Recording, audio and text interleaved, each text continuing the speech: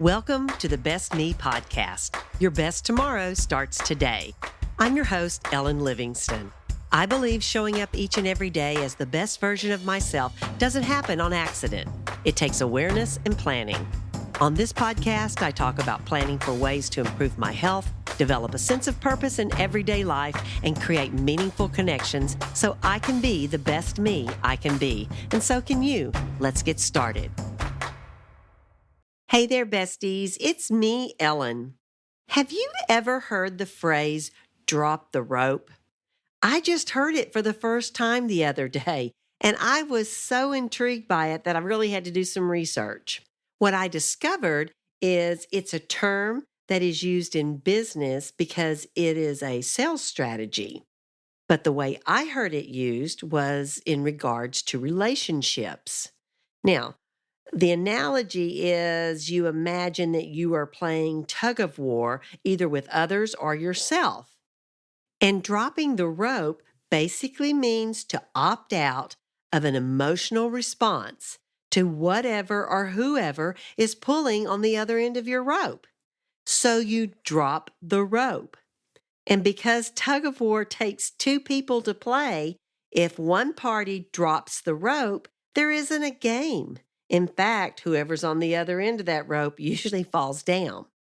Now, there are different types of examples for dropping the rope depending on the relationship.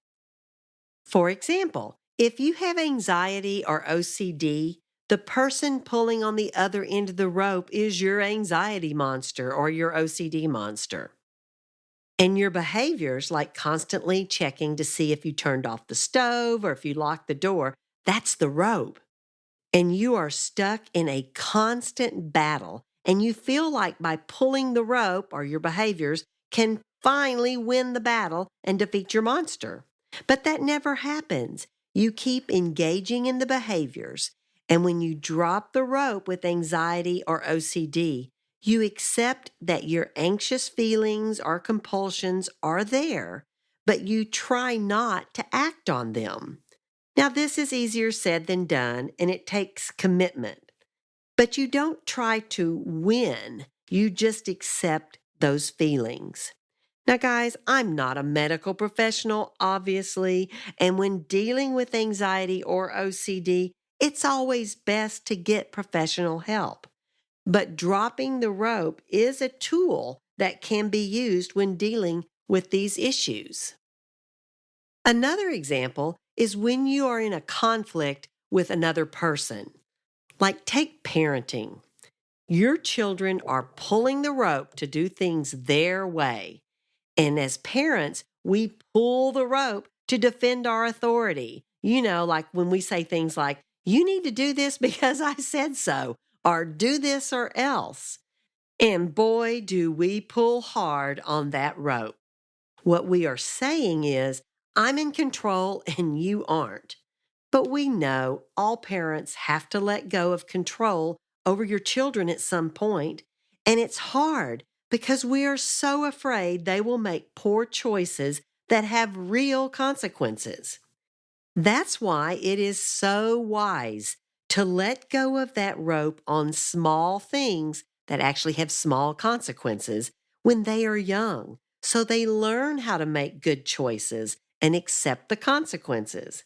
And as parents, we learn that by putting down the rope on those small things that have small consequences, it actually helps our children learn and mature.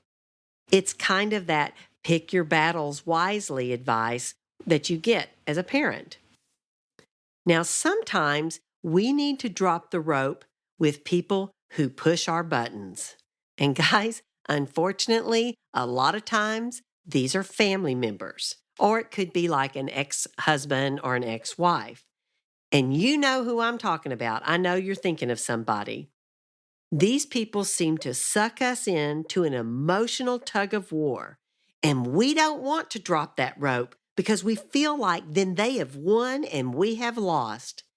But dropping the rope doesn't mean you have to compromise your ideas or your version of the truth. You have just opted out of their game. You're going to let them just be themselves because People who push our buttons are doing it specifically to get an emotional response out of us. When you drop the rope, you are emotionally detaching yourself from them by not reacting.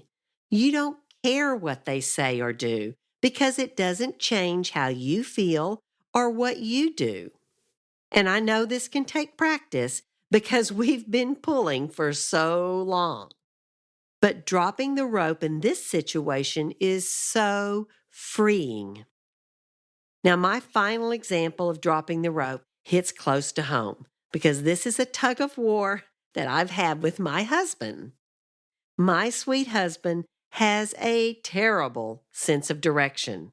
I'm serious. If he's driving and needs to turn right at the next light, he'll get over in the left-hand lane or vice versa. And it drives me crazy because if I don't say anything, he will waste time and we'll be late to where we're going because he'll make the wrong turn and then we'll have to correct for making that wrong turn and we'll be running late. So, I have become a professional backseat driver, which in turn drives him crazy because I'm always telling him how to drive. And guys, I really make this situation so much worse because he never really has to pay attention to where he's going because he knows I'm going to tell him where to turn. So it's kind of a vicious cycle or a tug of war. Now, dropping the rope in this situation doesn't mean giving him the silent treatment or just letting us get lost. It means either offering to drive, which I really like to do, by the way, or letting him drive without me being a backseat driver and knowing that he may make a wrong turn, but it's not the end of the world, and he'll probably pay better attention the rest of the trip, or maybe he'll even ask me which way to turn. So if I refuse to drop the rope in this situation, it's just going to keep us stuck. And that's not what either one of us wants. So when I drop the rope in this situation, it's a win-win for both of us. So do you have a situation where you need to just drop the rope? If you do, I suggest giving it a try. And you may be amazed at how much better you feel when you realize you don't have to engage emotionally in games of tug of war. You can opt out. That's all I have for today, besties. Be kind, be positive, and be your best. And remember, small progress is still progress. Thanks for listening to the Best Me podcast. If you would like to make a comment, suggest a podcast topic, or just say hi, send me an email at bestmepodcast@gmail.com.